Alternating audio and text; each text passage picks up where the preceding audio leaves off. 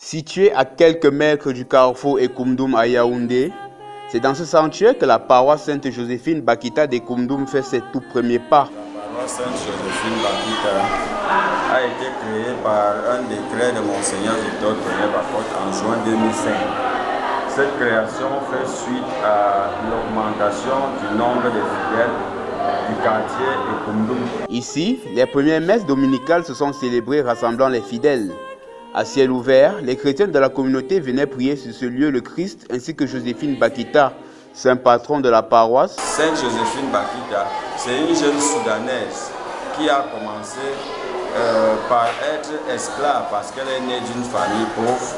Elle a été vendue tour à tour à des expatriés italiens qui l'ont employée comme femme de ménage et vu son comportement, l'ont amenée lorsqu'il quittait l'Afrique. Et par après, elle s'est consacrée à la vie religieuse. De 2005 à 2010, ce sanctuaire a servi de lieu de prière et de célébration eucharistique. Bien auparavant, les messes se célébraient 2 fois le dimanche, à celle de 6h et celle de 9h.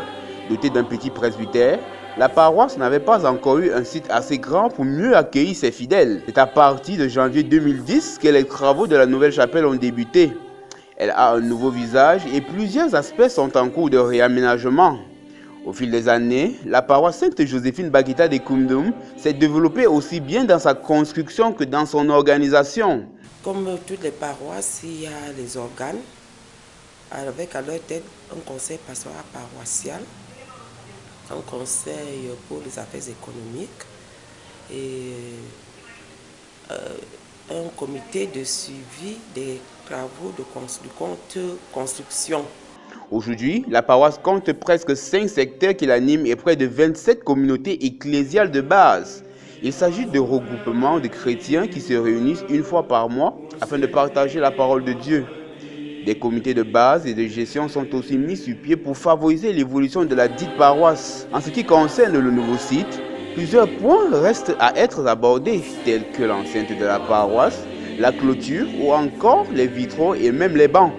Les travaux vont progressivement selon les fonds qui sont versés afin d'achever les constructions qui ont débuté depuis 2010. Certes, des efforts restent à être imposés, mais jusqu'ici, les paroissiens peuvent redoubler d'ardeur et de foi afin d'atteindre le but final, celui de rendre la chapelle un véritable temple de Dieu et aussi de célébrer Sainte Joséphine Bakita, comme ça a été le cas le 8 février dernier. Nous avons été ravis de vous faire découvrir la paroisse Sainte Joséphine Bakita d'Ekoumdoum.